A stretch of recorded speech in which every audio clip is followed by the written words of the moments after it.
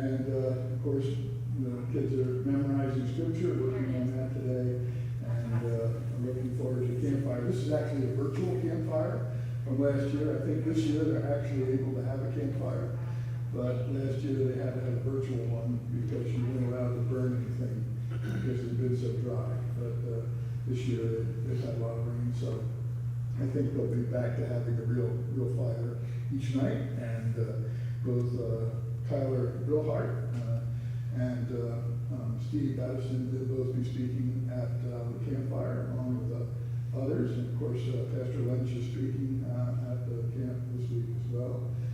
Robert, did your dad go? No, he's here. Okay, I didn't think so. But a lot of the other pastors are there. Have a big van full from Albuquerque. About 12 or 13, I think, from Albuquerque, drove up 18 hours from there to go to camp. And we also had an OPC church in Coeur d'Alene that sent about 9 campers as well. So big group this year, and we're thankful for that. So remember to be praying for the campers and the camp itself, and the Lord's blessing on the workers. But that explains why we're a little sparse today. Now, we're going to continue this morning talking about Reverend Nathaniel Vincent. Nathaniel Vincent was a minister of the gospel. He was born and been around 1639 and died in 1697. He was born in Hertfordshire, England, and he was a Puritan nonconformist. And that meant that when the church and the state were together, when the state church became the Church of England, those who thought the Church of England was going too much in the direction of Roman Catholicism fought against that trend, and they became known as Puritans. They were looking for a more reformed and a more biblical form of worship and so on. And Nathaniel Vincent, his brother, and his father were all ministers, and they were all part of the nonconformist movement of that time. They were Puritans. There are a lot of other things involved with that, with political things, but we'll not go over that again. He was a witness to the last great plague in London and also to the Great London Fire. And the Great London Fire was really a devastating event. It's controversial down to this very day as to how that fire got started and what might have been some of the motives behind it. But it really did decimate a great portion of London. It was a terrifying experience for those who had to go through it. And Nathaniel Vincent was a witness to it, but he even went further than that. He wasn't content just to be a witness. 80,000 people were left homeless as a result of this fire. And while, when we think of big cities today, we might not think of that large, 80,000 doesn't seem like that much compared to some big cities, but that was about 5/6 of the population of London at the time. So it's a huge portion of the city. Many were left penniless. This just devastated them financially, and they had nothing as a result. They were deserted for the most part by the state clergy, who, as soon as it was realized that the fire was going to be that bad, they left and kind of left the people to themselves, and certainly in the aftermath. And Nathaniel Vincent went into the city, the still smoldering city, to help, to preach the gospel, to reach out to people who were suffering, to help the people who had lost their livelihood, lost not just their home, but their whole business was ruined. You can imagine if you were somebody, for example, who made shoes, you lost everything, all your leather, all your tools, and your place of business. It was all gone. And there was no insurance where you could just go and collect it and start over again. There wasn't anything like that. There wasn't any public works system where, the city or the federal government would come in and clear the rubble and and you could rebuild, you had to do that yourself. And so, and if you had no money and no food, how could you do that? So it was really a terrible time. So Vincent went in there, he preached to the people. There were 87 churches burned down in London in this fire. And the ones that were left were deserted, and so Vincent went in and preached in those churches. And the people gathered on the Lord's Day or whenever they knew there was going to be a service, and they just filled the churches. And as he preached to them, and many people were saved, many repented of their sins and changed their lives as a result. And so the grateful people as a whole built him a large preaching house on the other side, out away from the smoke and the rubble and all the debris that was left from the fire, and of course where the work was going on too. So they came across the river and built him this preaching house. And his ministry was made very effectual by the Lord. That preaching house was full all the time whenever he was there. And his ministry was opposed almost immediately by Satan and the state, because he was a nonconformist, because he would not worship as the state dictated he should worship, and wouldn't conduct worship that way, wouldn't recognize bishops and archbishops and so on in the order of the church. Because of all of those things, he was really not supposed to be preaching at all.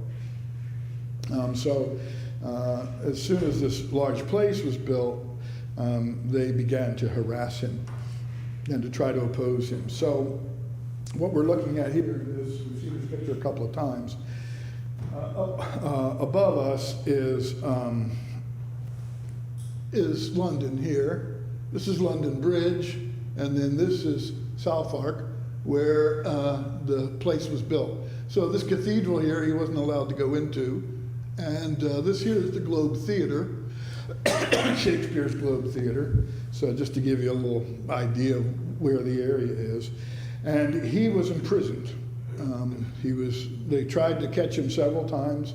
Mentioned last week there was one time when they actually arrested him in the pulpit and dragged him out by his hair and took him out into the alley.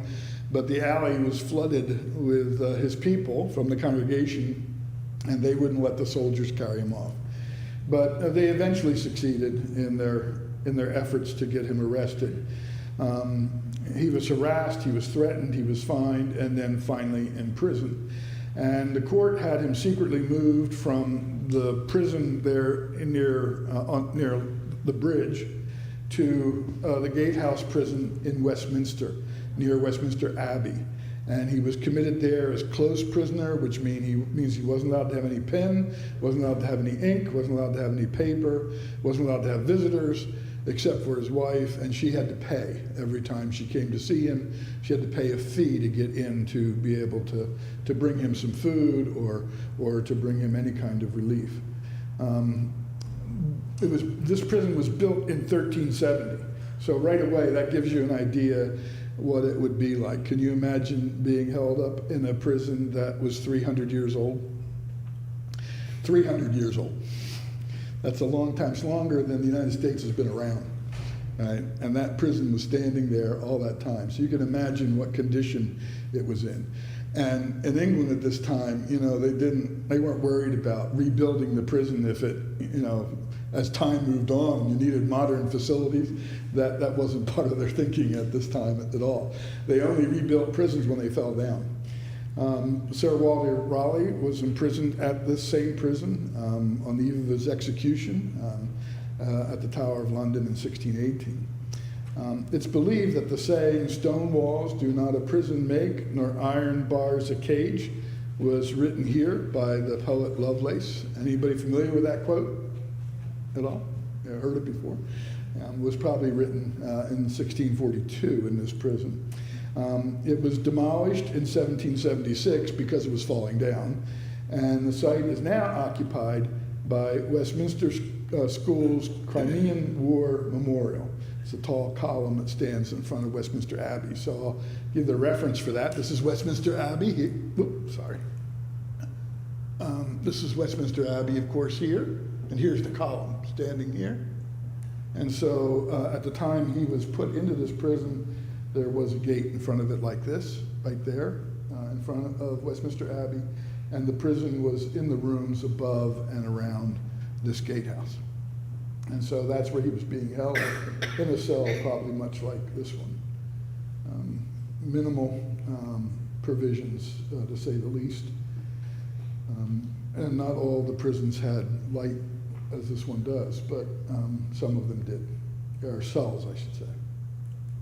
So he was being held there, obviously for the crime of preaching the gospel.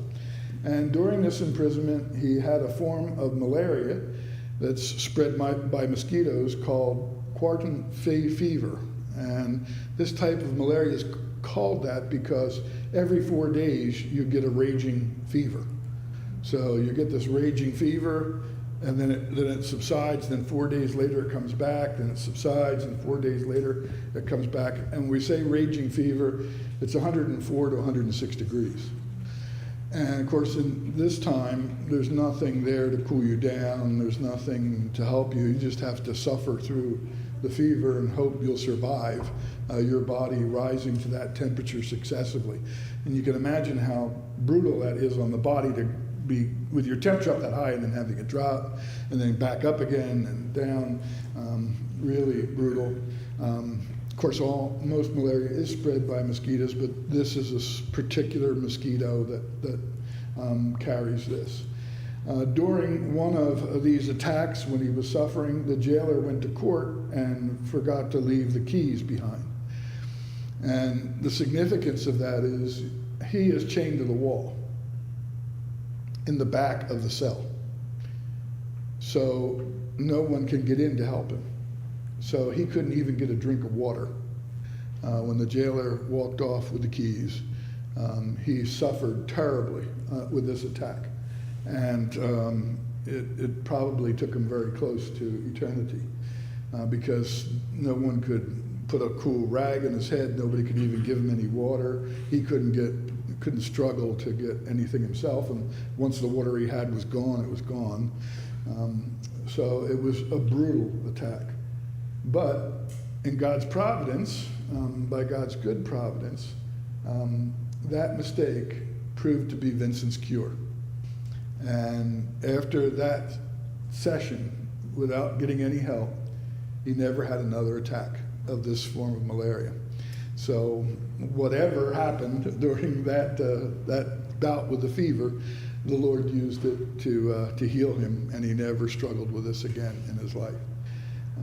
So it's a good example of how seeming events, look like they're tragic, and they're going to have perhaps a tragic end, but the Lord has a way of turning them to good. So every effort was made to find grounds for condemning him, but his wife worked tirelessly to get him released. By condemning, I mean they were trying to get him executed. They were trying to get him either committed to prison for the rest of his life or executed for what he was doing and preaching the gospel as he was. And but his wife worked tirelessly to get him released, and finally she got him removed from close prison after 7 weeks. And because of her efforts, he was remanded to another prison for 6 months under what's called the 5 Mile Act. Now, what's significant about this, and the reason we're taking time to talk about it, is we want to understand where our freedoms come from. Why our founding fathers had the opinions they did in regard to these things and religious liberty, and why it was so important to them. And this idea that there should not be a state church, and this church should not be in any way under the state in that regard. It's because these are the men and women who came through this. Remember, by the time that Nathaniel Vincent is experiencing all these things, by the time of the Great Fire, the Pilgrims have been here for 40 years. So they were escaping this to get themselves established in a land where they could worship freely, in contrast to this situation. So you had all these lawyers doing things. And the reason she was able to get him out of close prison after 7 weeks was because he hadn't been charged with any specific crime. So here he was in his pulpit, The soldiers came in, arrested him, carried him off to jail. There was no warrant for his arrest. There were no charges against him, so you couldn't go to court and say, we want to appeal the charges, we want to have a trial, because there were no charges. So he was just sitting in jail all that time. And this is actually one of the court documents, not regarding him, but it's from about the same time, 1642, I think this is. And you can see that there are pages and pages there, and it's all written out. And the lawyers of the time spent a lot of time writing things, and they could keep you in jail for a long time without any kind of redress. But because of his wife and her tireless efforts and her prayers, he eventually got specifically charged. And he was charged under what's called the 5 Mile Act. Now, here's the reason for the enactment of the 5 Mile Act, or edict. And I realize this is a little tedious because there's a lot here to read. I'm not going to read it all, but I just want you to see, you can just hear in these charges the echo of why our forefathers acted as they did in regards to these matters. So this edict from the king said, whereas diverse or different sorts of parsons, vicars, curates, lecturers, and other persons in holy orders have not declared their unfeigned assent and consent to the use of all things contained and prescribed in the Book of Common Prayer and administration of the sacraments and other rites and ceremonies of the church according to the use of the Church of England. So here's what's wrong. There are these people who say they're ministers of the gospel of Jesus Christ who have not ascribed or declared unfeigned assent to the use of the Book of Common Prayer, which at the time was moving the Church of England back towards Rome. They haven't agreed to that. They haven't succumbed to that. And therefore, they're dangerous people. I'm sorry. Keep hitting the wrong button here. Actually, I hit my mouse with my thumb, and that did it. Or have not subscribed the declaration or acknowledgement contained in a certain act of Parliament made in the 14th year of His Majesty's reign, and entitled An Act for the Uniformity of Public Prayers and Administration of Sacraments and Other Rites and Ceremonies. So they weren't in conformity to one of these two things. So this was the state saying, this is Parliament, the government saying, if you're going to ordain somebody, you've got to do it in this way. And if you don't, you're in violation of the rules of the state. And you are therefore, if you're in violation of the rules of the state, as we went over last week, you're in treason against the government and the king. So that's what's happening here. This is the charge he's under. Okay, so this is the beginning of that charge, how it starts out. And I left the original spelling there just to remind you that this time there was no standard for spelling. So it's interesting that when you see these things written, you see sometimes they spell the same word different ways in the same piece of paper because there's no standard. So you can just spell it at whatever seems right to you. So thereby, because they wouldn't adhere to these things, they wouldn't conform to these things, they were taking the opportunity to distill the poisonous principles of schism and rebellion into the hearts of His Majesty's subjects. So by refusing to worship as the state dictated, they were committing treason. They were bringing forth poisonous principles like you don't kneel at the communion table. Poisonous principles like that, that were just in violation of the state's law. You didn't genuflect when you walked into the cathedral. Sins like that are what they're, crimes like that are what they're after here. So, and this was to the great danger of the church and the kingdom. Not the kingdom of Christ, the kingdom of Charles II, the state. You are endangering the state with treason. Be it therefore enacted by the king, most excellent majesty, by and with the advice and consent, the Lord's spiritual, and Lord's here is the king, spiritual and temporal, and the commons in the present parliament, assembled and by the authority of the same, that the said parsons, vicars, curates, lecturers, and other persons in holy orders or pretended to holy orders, and all stipendiaries and stipendiaries, I should say, and other persons who have been possessed of any ecclesiastical or spiritual promotion, and every of them who have not declared their unfeigned dissent and consent as aforesaid, not subscribed the declaration aforesaid, shall not take any and subscribe the oath following. Okay, so can you understand, I think you can, how difficult it would be for someone who was a commoner to defend himself or herself against this law? First of all, it works to be universal in its character so that it's anybody and everybody that falls under it. And so the only thing they could do was swear to this oath. So this is the oath that was required. Oops, sorry. I, you put your name in there, do swear that it is not lawful upon any pretense whatsoever to take arms against the king, and that I do abhor that traitorous position of taking arms by his authority against his person or against those that are commissioned by him in pursuance of such commissions. Now, who's commissioned by the king to enforce the laws regarding the church?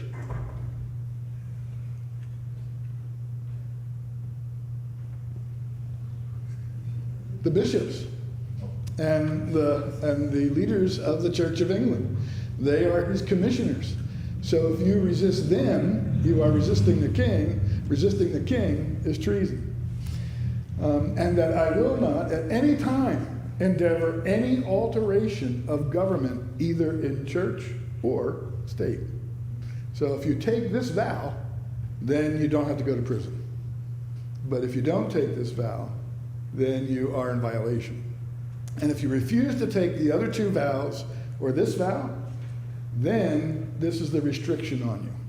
All such person and persons as shall take upon them to preach in any unlawful assembly, conventicle, or meeting under color or pretense of any exercise of religion, like Nathaniel Vincent, contrary to the laws and statutes of the kingdom, shall not at any time from and after this date and time, in passing upon the road, come or be within 5 miles of any city or town, corporate or borough that sends burgesses to the Parliament within His Majesty's Kingdom of England, Principalities of Wales, or of the town of Berwick upon Tweed, or within 5 miles of any parish town or place wherein he or they have since the act of oblivion been parson, vicar,